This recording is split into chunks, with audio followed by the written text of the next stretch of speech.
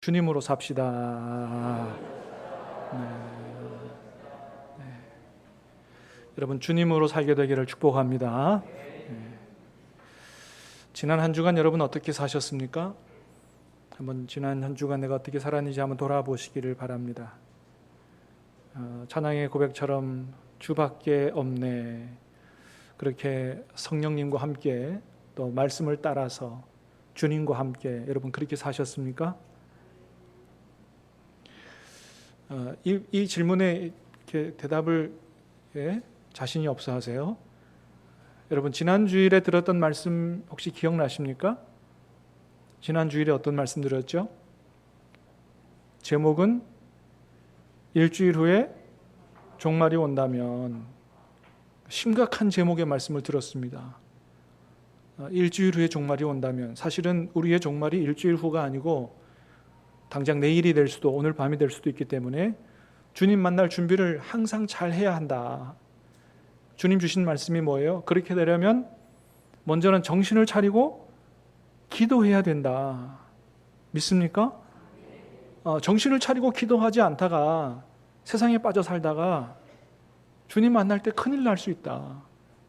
무엇보다도 뜨겁게 서로 사랑하는 삶을 살아야 되고, 원망 없이 서로 대접하는 삶을 살아야 되고, 하나님 주신 은사로 정말로 주님의 교회를 잘 봉사하고 교회를 세우는 이런 삶을 살아야 되고, 무슨 말을 하든지 하나님께서 말씀하시는 것 같이 그렇게 하라고 하나님께서 말씀해 주셨습니다.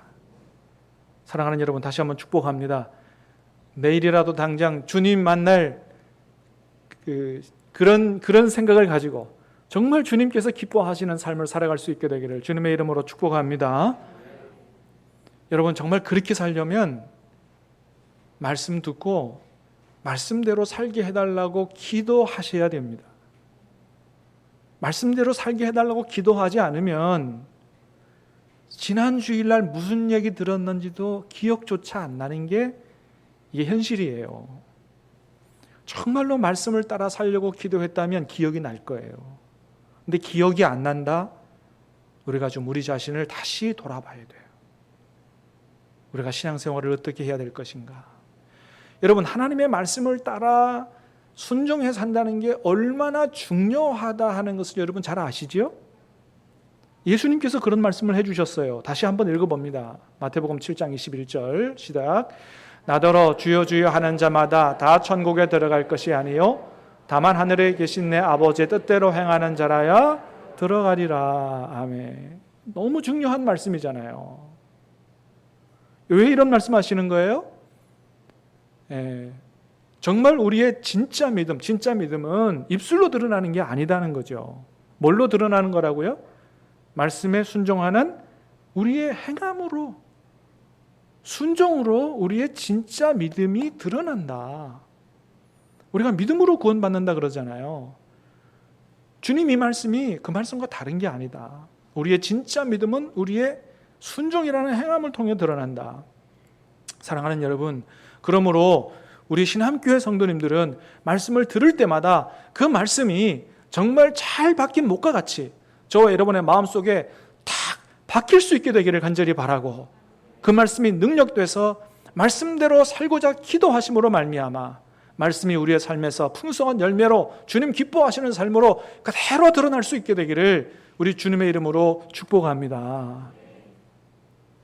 자, 여러분, 오늘 본문에서도 주님께서 너무 중요한 말씀을 우리에게 해주세요. 자, 20절 말씀을 다시 들어봅니다. 시작. 내가 너희에게 이르노니 너희 의가 서기관과 바리새인보다 더 낫지 못하면 결국 천국에 들어가지 못하리라. 생명 중에 생명의 말씀이죠. 그러니까 우리가 천국에 들어가려면 누구 의보다 더 나아야 된다고요? 서기관과 바리새인의 의보다 더 나아야 한다는 거예요. 여러분, 그러려면 어떻게 해야 돼요? 먼저는 서기관과 바리새인들이 어떻게 하나님을 섬겼는가를 우리가 잘 알아야 되겠죠. 서기관과 바리새인들 예수님으로부터 많은 질책을 받았어요. 화 있을진저라고 저주의 선언까지 들었어요. 여러분, 그들은 어떻게 신앙생활을 했습니까? 그들의 신앙생활은 한마디로 말하면 형식만 있고 하나님 기뻐하시는 삶의 내용, 그 열매는 없는, 내용은 없는 그런 신앙생활을 했다는 거예요. 하나님을 섬기는 형식은 있어요. 그러나 내용은 없다는 거죠. 오늘날로 말하면 뭐예요? 교회는 열심히 다녔는데 말씀대로 사는 열매는 없는 그러한 신앙생활을 했다는 거예요. 여러분, 그래서 우리의 신앙생활이 예배 안 빠지고 11조 잘 드리고 기도 열심히 하는, 여러분, 이런 수준에 멈추어 있어서는 안 된다고 하는 것입니다. 여러분, 사실은 우리가 어떻게 생각합니까? 예배 안 빠지고 11조 잘 드리고 기도 열심히 하면 믿음 좋다 그러잖아요. 그러나 거기서 멈추면 안 된다는 거예요. 왜요? 그거는 바리새인들도 잘했다는 거죠. 바리새인들도 예배 안 빠지고요, 11조 칼같이 했고요, 기도 시간 정확히 지켜서 하루에 몇 번씩 기도했다는 거죠. 그럼 여러분, 주님께서 말씀하시는 그런 바리새인의 의보다 더 나은 의의 삶이란 도대체 어떤 것일까요? 주님께서는 오늘 본문을 포함해서 마태복음 5장에서 그거를 대표적으로 6가지로 설명을 해주셨어요. 말씀을 들어봅니다. 첫 번째, 살인에 대한 부분입니다. 21절 22절 시작. 옛사람에게 말한 바 살인하지 말라, 누구든지 살인하면 심판을 받게 되리라 하였다는 것을 너희가 들었으나 나는 너희에게 이르노니 형제에게 노하는 자마다 심판을 받게 되고 형제를 대하여 라가라 하는 자는 공회에 잡혀가게 되고 미련한 놈이라 하는 자는 지옥불에 들어가게 되리라. 아멘. 아멘입니까? 주님의 말씀이기 때문이에요. 구약에서는 실제로 사람을 죽여야만 살인이라고 봤어요. 근데 예수님 이후로는 그게 아니라는 거예요. 왜 그렇습니까? 예수님이 이 땅에 하나님의 나라를 이루려고, 하나님의 나라를 성취하려고 오셨기 때문에 주님이 만들어가는 이 천국에서는 실제로 사람을 죽여야만 살인이 아니고 형제에 대하여 분노하고 라가라 하는 자, 라가는 아람어 라카의 음력이에요. 골빈, 텅빈 이런 뜻이에요. 그러니까 골빈놈, 돌대가리, 이렇게 모욕하거나 미련한 놈이라고 하는 이런 일을 행한 사람은 전부 살인한 것과 똑같다라고 주님이 말씀하신다는 거예요. 그래서 이런 일을 행하면 천국에 들어가지 못하고 어디에 들어간다고요? 지옥불에 들어가게 된다고 주님이 말씀하신다는 거예요. 그러니까 우리가 천국에 들어가기 위해서는 절대로 형제에게 분노하거나 형제를 비하하거나 모욕하거나 깔보거나 그렇게 해서는 안 된다고 하는 겁니다. 그래서 사도 요한일서 3장에서 뭐라고 말씀합니까? 시작. 그 형제를 미워하는 자마다 살인하는 자니 살인하는 자마다 영생이 그 속에 거하지 아니하는 것을 너희가 아는 바라. 형제를 미워하는 자마다 살인하는 자다고 얘기합니다. 그런 사람은 영생이 그 속에 거하지 않는다는 거예요. 여러분, 그래서 우리가 영생 천국에 들어가기 위해서는 절대로 형제를 미워하거나 분노하거나 모욕하는 이런 일을 해서는 안 된다고 하는 겁니다. 여러분, 아니 하나님이 은혜의 하나님이라고 하시더니 너무한 거 아닙니까? 여러분, 이런 생각이 드십니까? 하나님이 은혜의 하나님인데 아니 뭐 형제에게 좀 화낸다고 해서 그게 무슨 지옥에 들어갈 일입니까? 이렇게 생각이 되십니까? 여러분, 우리가 사는 세상과 하나님의 나라는 전적으로 다른 나라라는 거죠. 그러니까 우리가 사는 이 세상을 생각하면 안 된다. 하나님이 만드시고자 하시는 나라는 완전히 거룩한 나라이기 때문에 완전히 질적으로 다른 나라다. 여러분, 우리 하나님은 은혜의 하나님인 동시에 또 어떤 하나님도 되세요? 공의의 하나님도 되시죠. 그렇기 때문에 죄는 심판하실 수밖에 없는 하나님이시라는 거예요. 조금도 안 봐준다는 것입니다. 칼 같으시다는 거예요. 오죽하면 하나님의 외아들을 그 죄 때문에, 우리의 죄 때문에 십자가에 죽으셨겠느냐 하는 거죠. 그래서 주님 말씀하십니다. 천국에 들어가려면 이런 형제를 향한 미움, 증오, 모욕, 안 된다고 말씀하시는 거예요. 두 번째는 간음에 대한 부분이에요. 27절, 28절 시작. 또 간음하지 말라 하였다는 것을 너희가 들었으나 나는 너희에게 이르노니 음욕을 품고 여자를 보는 자마다 마음에 이미 간음하였느니라. 아멘. 그렇습니다. 간음도 마찬가지라는 거예요. 구약에서는 실제로 음행을 해야 간음인데 예수님 이후로는 그게 더 엄격해졌다는 거죠. 음욕을 품고 여자를 바라보는 자마다 다 간음한 것과 똑같이 주님은 보신다라고 하는 것입니다. 물론 여기서 말하는 음욕은 건강한 성욕을 얘기하는 게 아니에요. 이거는 불륜 관계를 얘기하는 것입니다. 하나님께서 허락하지 않는 관계에 있는 사람을 음욕을 가지고 바라보면 불륜 행위를 저지른 것과 주님은 똑같이 취급하신다라고 하는 거예요. 그래서 천국에 들어가기를 원하는 사람은 어디까지 깨끗해야 된다고요? 마음까지 깨끗해야 된다고 하는 거예요. 여러분, 정말로 우리가 이런 말씀을 주님의 말씀으로 그대로 받으면 외도는 상상할 수도 없는 것이죠. 주님의 말씀으로 받을 수 있게 되기를 축복합니다. 주님의 말씀이에요. 자, 마음조차도 깨끗해야 된다. 세 번째는 이혼입니다. 32절 시작.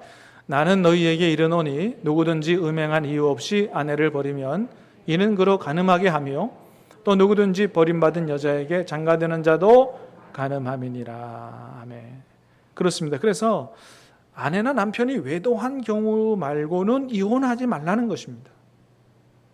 외도한 경우가 예외가 되는 이유는 그것은 이미 하나님 앞에서 함께 두 사람이서 하나 되기로 약속한 그 결혼 언약을 깨뜨렸기 때문이에요.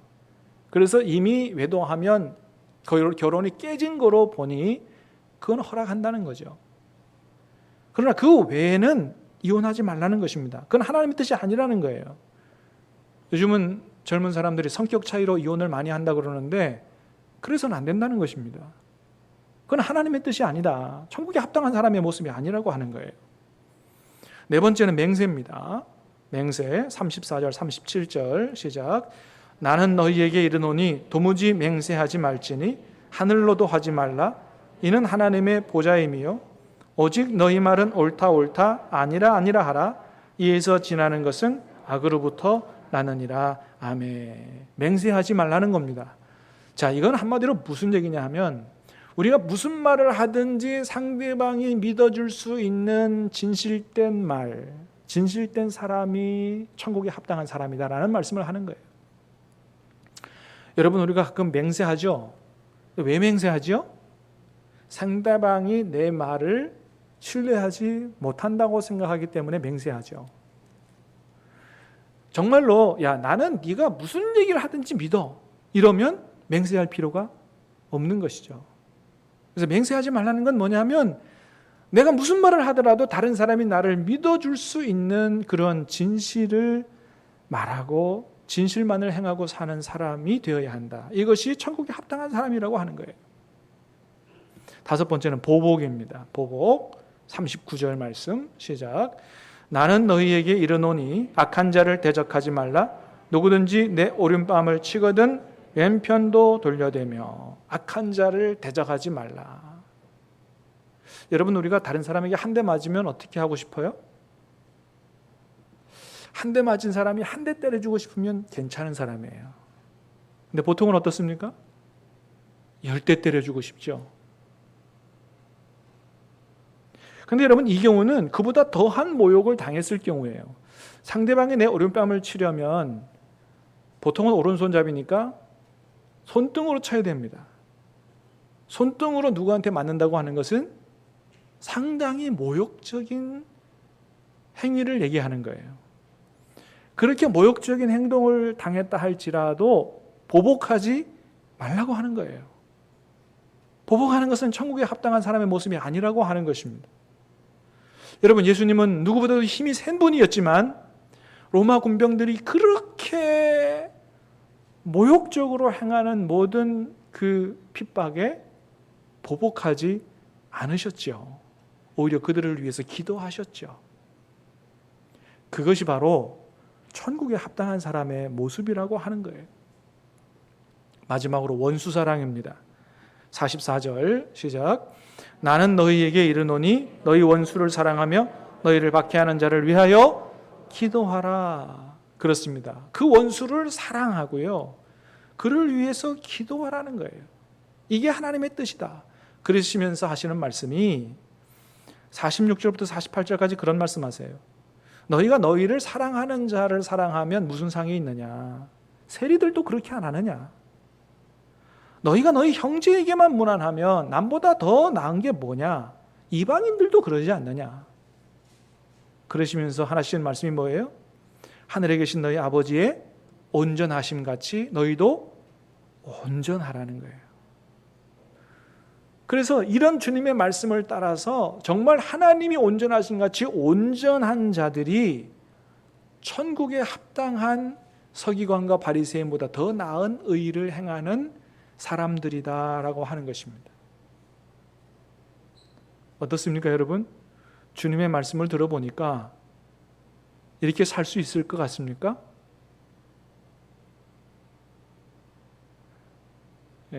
살 수 없다고 대답하시는 분이 계시는데 맞는 얘기예요.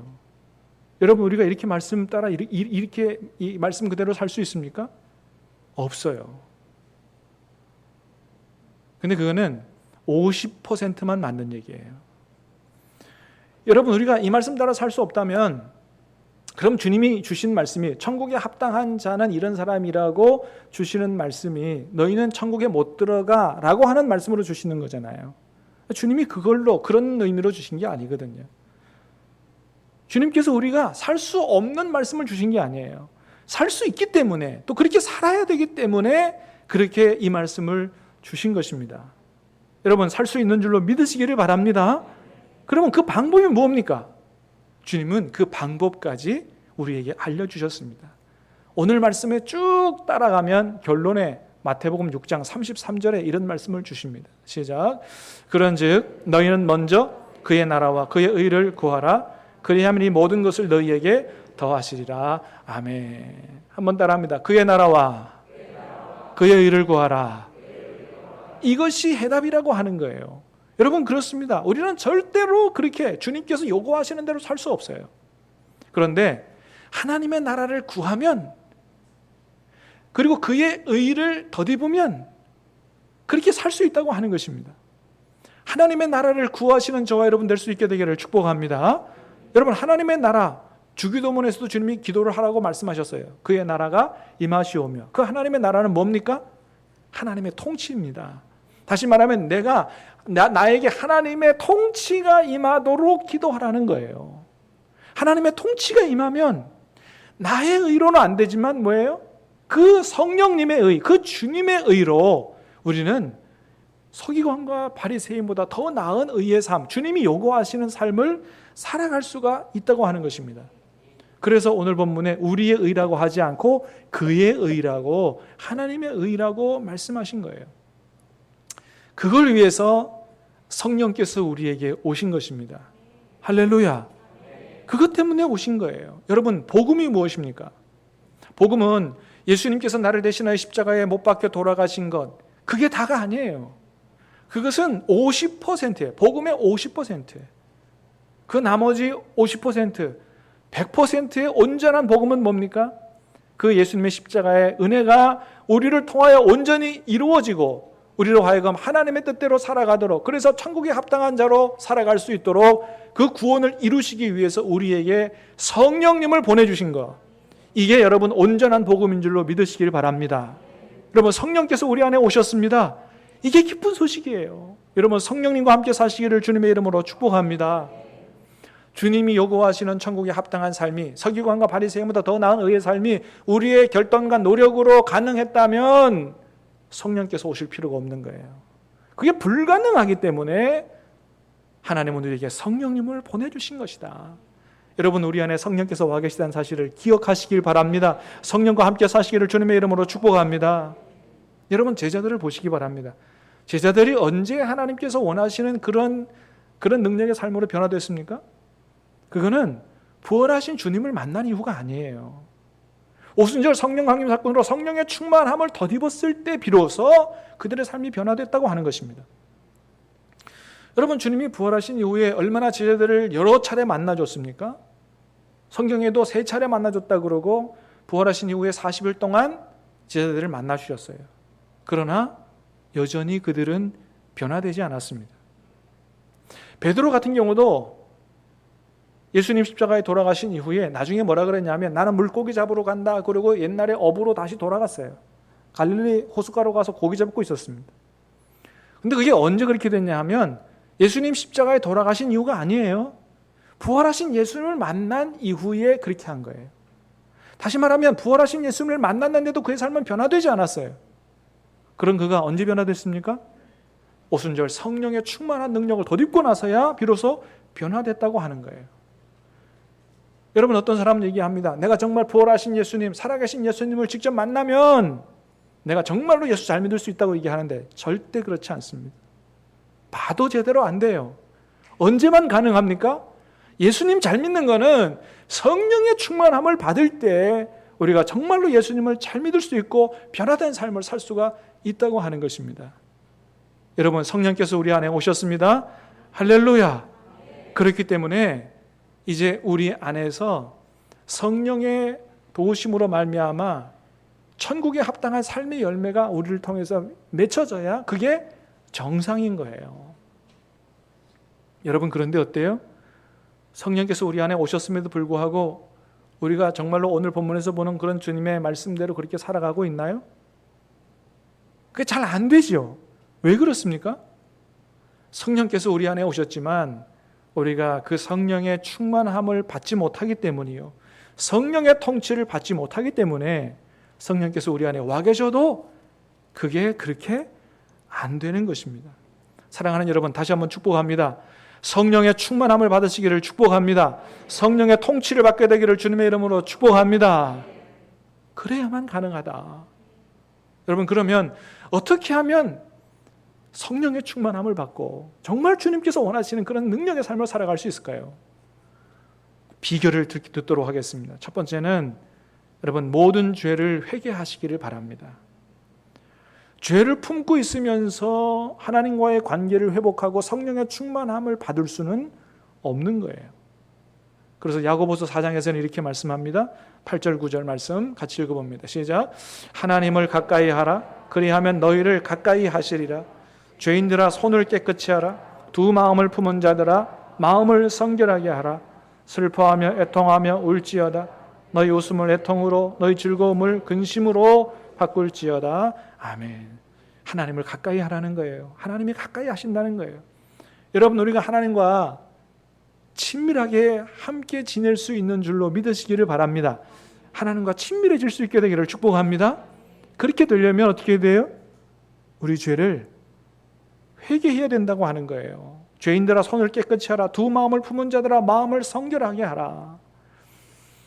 하나님도 사랑하고 세상도 사랑하고, 아니 어쩌면 하나님보다 세상 사는 일에 더 분주하고 세상 쫓아가고 살고, 세상에서 열심히 살아야 되지만 여러분, 세상을 향한 마음보다 하나님을 향한 마음이 더 클 수 있게 되기를 주님의 이름으로 축복합니다. 그 하나님을 사랑하는 마음으로, 하나님을 생각하는 마음으로 우리 안을 충만하게 해야 된다. 그래서 매일매일 순간순간 여러분, 세상을 살아가는 동안에도 우리 안에 계신 성령님을 생각하라고 하는 거예요.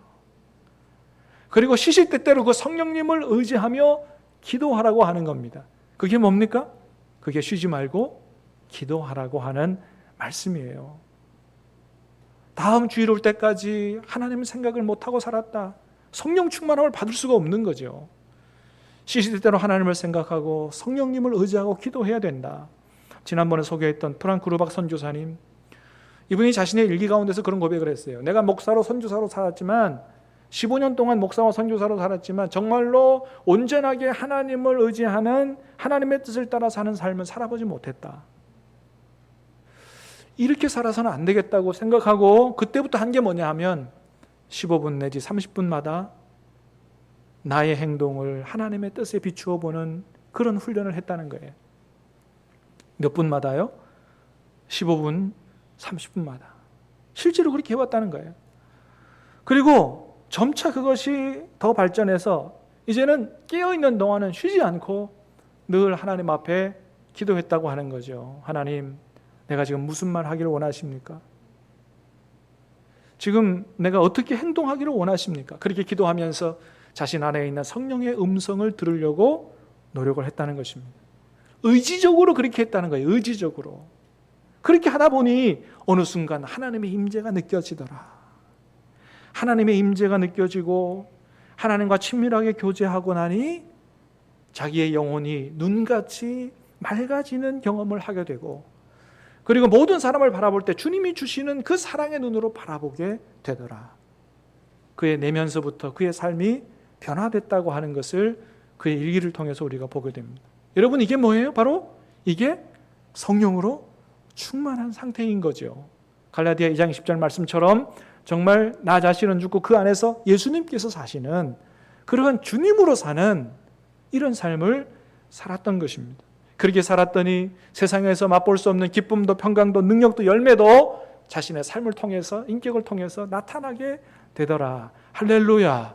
여러분, 그렇습니다. 천국의 비밀과 축복이 바로 거기에 있는 거예요. 성령의 충만함을, 성령의 통치를 받느냐 아니냐에 달려있다고 하는 것입니다.